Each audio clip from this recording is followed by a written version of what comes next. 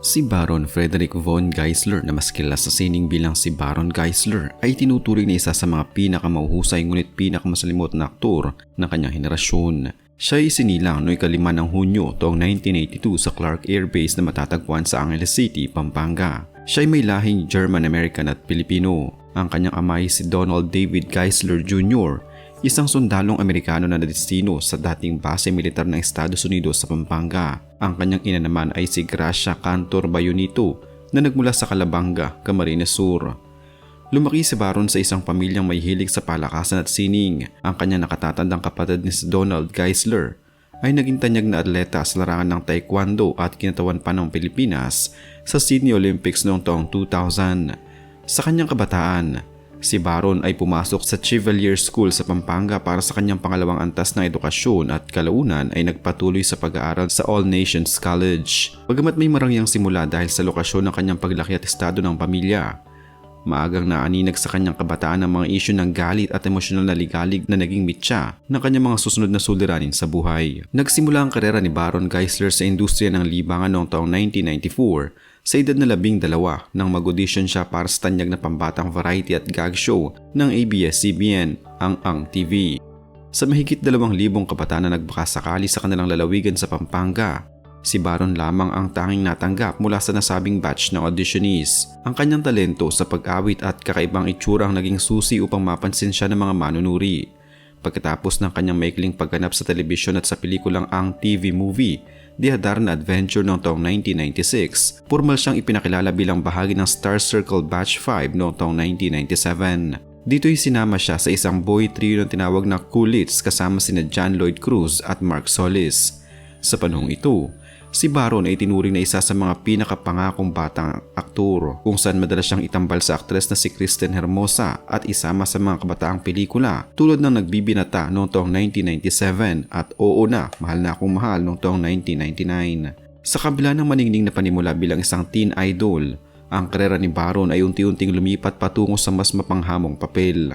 Habang tumatagal, nakilala siya sa kanyang pambihirang kakayahan na gumanap bilang kontrabida at sa mga karakter na may malalim na psikolohikal na pinagdadaanan.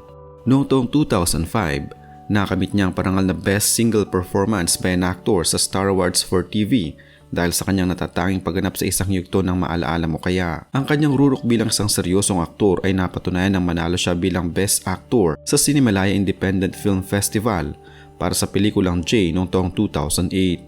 Kung saan gumanap siya bilang isang oportunistang mamamahayag at para sa pelikulang Donor noong taong 2010. Ang mga parangal na ito ang nagpatibay sa katotohanan na sa kabila ng kanyang magulong personal na buhay, ang kanyang kakayahan sa harap ng kamera ay hindi mapapasubalian ng sino man sa industriya. Gayunpaman, ang ningning ng kanyang talento ay madalas na natatakpan ng madidilim na yugto ng kanyang pamumuhay. Si Baron Geisler ay binansagang wild child ng Philippine showbiz dahil sa kanyang walang kontrol na pag-inom ng alak na nagsimula pa noong siya'y 14 na taong gulang pa lamang. Ang kanyang pagka-addict sa alak ay lumala nang pumanaw ang kanyang ama noong taong 2002 na sinundan pa ng sunod-sunod na sunog sa kanilang tahanan noong taong 2004 at ang pagkabigo sa kanyang buhay pag-ibig. Dahil dito, ang kanyang buhay ay napuno ng mga iskandalo na naging dahilan upang makatagpo niyang batas ng paulit-ulit. Ang unang malaking kaso na umabot sa pagka-aresto at paggawad ng hatol ng korte ay ang reklamo noong taong 2008. Ay ang reklamo ng panghihipo na isinampa ni Patricia Martinez noong taong 2008. Noong 2013, formal siyang hinatulan ng korte ng parusang pagkakakulong mula 6 na buwan hanggang 2 taon dahil sa acts of lasciviousness, bagamat nakalaya siya sa pamamagitan ng piyansa habang umaapel ang kanyang kampo. Noong Oktubre ng taong 2017, muli siyang dinala sa piitan matapos magwala sa isang resto bar sa Quezon City, kung saan hinarap niya ang mga kasong unjust vexation, pati na rin ang alarming scandal. Noong Marso ng taong 2018, nakulong muli si Baron sa Angeles City, sa Pampanga matapos siyang ireklamo ng kanyang bayaw dahil sa pag-amok sa tapat ng bahay nito habang may hawak na patalim na nagbunga ng mga kasong grave threat at illegal possession of deadly weapon. Noong Pebrero ng taong 2020 at muli noong Pebrero ng taong 2025, dinala rin siya sa kustodiya ng pulisya sa Mandaue City, Cebu dahil sa mga insidente ng pampublikong kalasingan at paggagawa ng ingay. Bagamat mabilis din siyang nakakalabas matapos magbayad ng kaukulang multa. Sa dami ng mga kontrobersiyang kinasangkutan ni Baron, may 3 insidente ang pinakatumatag sa kamalayan ng publiko at malawakang ibinalita ng mga lehitimong ahensya ng pahayagan. Una yung pambabastos o sexual harassment mula sa kanyang mga kasamahan sa industriya. Bukod sa kasong isinampa ni Patricia Martinez, anak ng mga artistang sina William at Yoyo Aguila, inakusahan ng mga aktres na sina Yasmin Curdy noong taong 2009 at Cherry Pie Picache noong 2011. Ang insidente kay Cherry Pie Picache ay naganap sa set ng taping para sa seryeng Noah ng ABS-CBN. Ang nasabing ban ay nag-utos sa mga manager na nagtulak sa Professional Artist Management Incorporated upang magpataw ng isang artist ban laban kay Baron.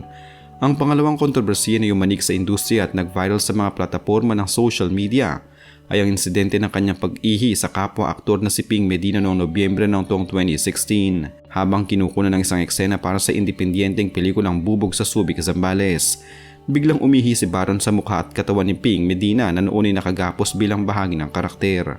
Ang insidenteng ito ay nagdulot ng matinding galit sa komunidad ng mga artista. Ang pangatlong pinakapinag-usapang kontrobersiya ang kanyang pisikal na pakikipag-away at hamunan sa pagitan ng kapwa-aktor at indie artist na si Kiko Matos noong taong 2016. Nagsimula ang alitan sa isang bar sa Quezon City kung saan nagkaroon sila ng pisikal na pagtatalo. Ang hidwaang ito ay lumaki at naging isang pambansang palabas ng mamagitan ng Universal Realty Combat Championship upang ayusin ang isang opisyal na laban sa loob ng Mixed Martial Arts Cage. Ang laban na naganap noong ika-25 ng Hunyo 2016 ay nagtapos sa isang tila pagkakasundo ng dalawa, ngunit ito ay nag-iwan ng malalim na marka sa pampubliko kung gaano kagulo ang takbo ng buhay ng aktor sa mga panahong iyon. Sa kabila ng madilim na nakaraan, ang kasalukuyang buhay ni Baron Geisler ay nagpapakita ng isang malaking transformasyon. Si Baron ay naninirahan na sa lungsod ng Cebu kung saan pinili niyang lumayo sa magulong buhay sa Kalakhang, Maynila upang magbago. Ang kanyang kasalukuyang pinagkakaabalahan ay nakasentro sa kanyang pamilya, sa pagpapatuloy na kanyang paggaling mula sa adiksyon at sa kanyang aktibong pakikilahok sa mga gawaing pang-espiritual. Noong taong 2018, formal siyang sumapi sa Maranatha Christian Fellowship sa Cebu kung saan siya ay naging isang aktibong tagapagsalita tungkol sa kalusugan ng pag-iisip, adiksyon at personal na paggaling sa iba't ibang universidad at symposium.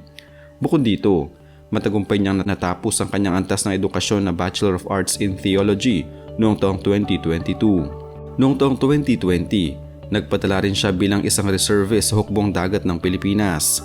Ang pinakahuling balita tungkol sa kanyang kalusugan ay may kaugnayan sa kanyang personal na pamilya.